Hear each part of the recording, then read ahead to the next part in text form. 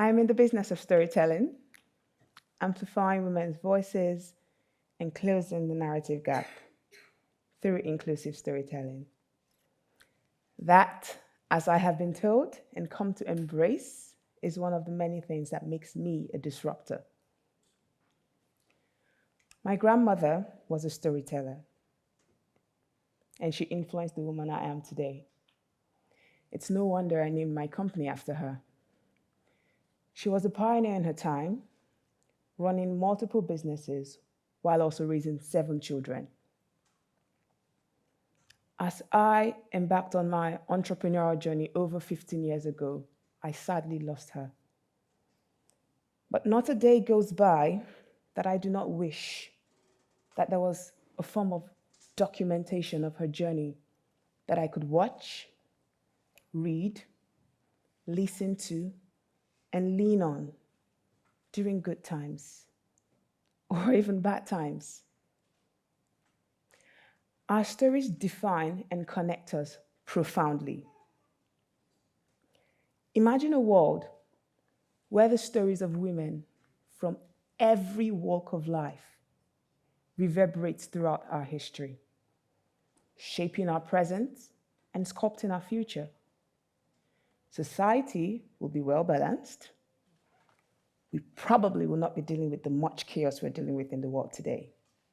The harsh reality is that only 0.5% of recorded history is about women's stories. Only 0.5% of recorded history is about women's stories. Now pause, let that really sink in. While we absorb that, let's acknowledge and recognize that women have historically been marginalized in nearly every aspect of society, from politics to media, from the boardrooms to the households. Women's voices have often been sidelined, stifled, or silenced. This systemic imbalance has resulted in a narrative gap where the stories of women are often absent or distorted.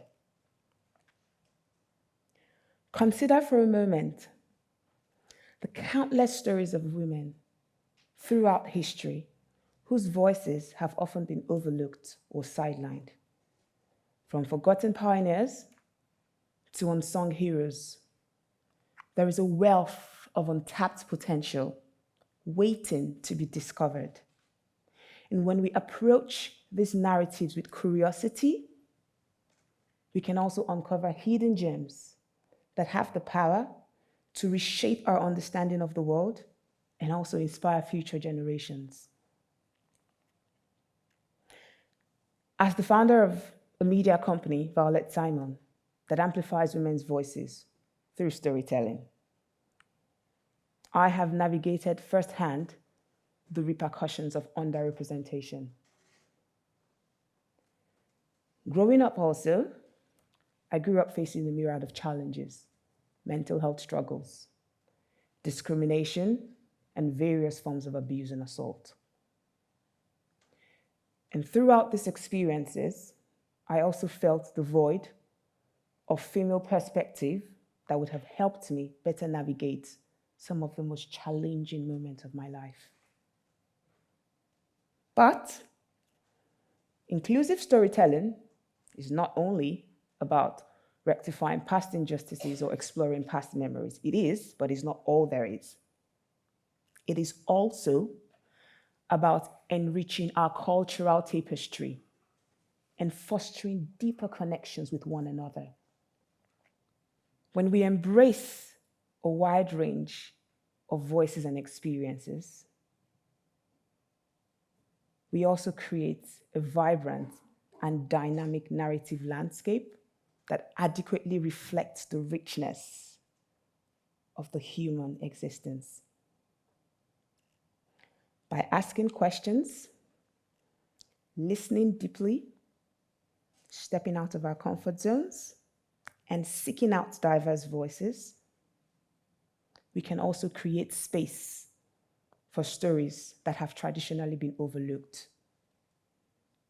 And when we do this, we would not just be amplifying women's voices, we would also be enriching our collective understanding of the world. Reflecting on my journey, perhaps if I saw more representation in narratives, I would have known a long time ago that I was mentally ill, and I would have not had to suffer years of excruciating pain. Perhaps I also would have not blamed myself every time I got raped. I was sexually assaulted from the ages of 6, 7 years old to my early 20s by various perpetrators. And it was a very lonely experience, and I also felt unseen, especially because then no one talked about their stories of sexual assault. And those who dared talk about their stories of sexual assault were often blamed and shamed. It was when I met my husband and I started talking about my stories of sexual assault that I also then realized that there were even more experiences I had encountered that were in fact sexual assault. It was also during the Me Too movement, I also realized that there were even more experiences that were in fact sexual assaults that I had experienced. But up until those moments, I had lived my life feeling dirty,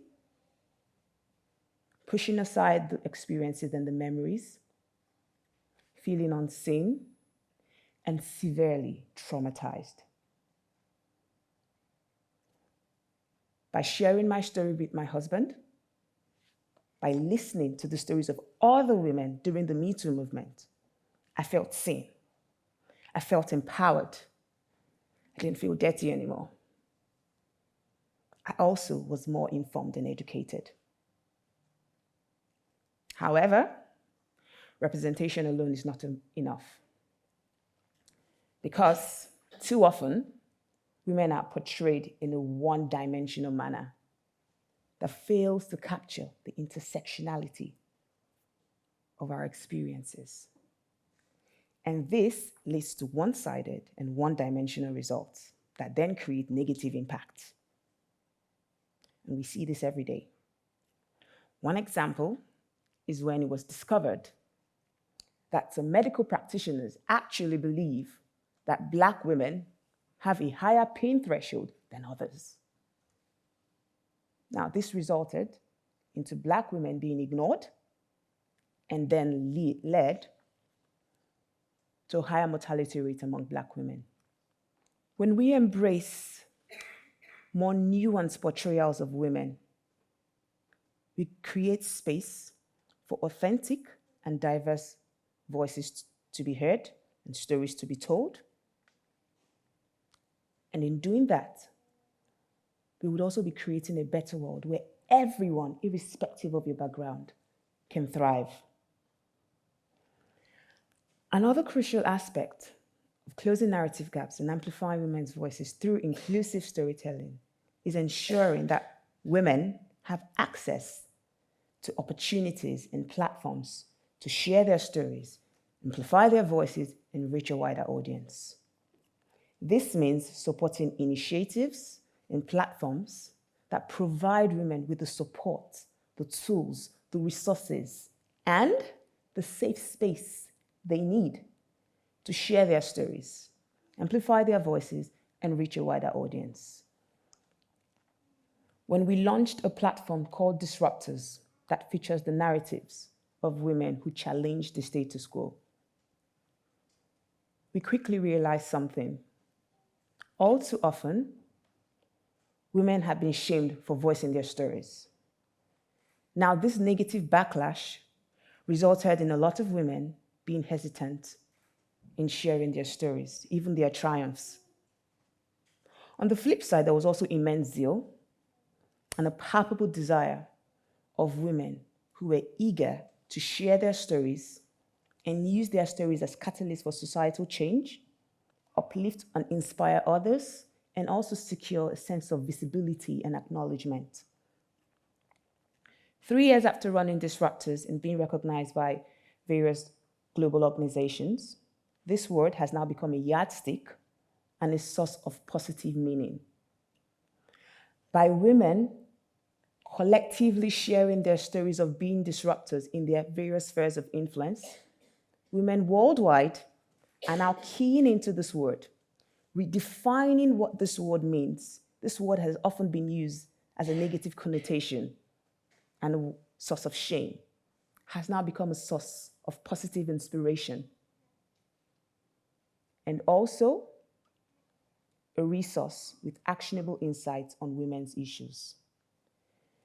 Now, some may argue that amplifying women's voices is divisive and inclusive storytelling is unnecessary. However, according to the UN, we are still 300 years from achieving gender equality. 300 years. Women continue to face discrimination, violence, and harassment.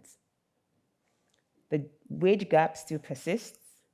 Women are still underrepresented in positions of power and influence.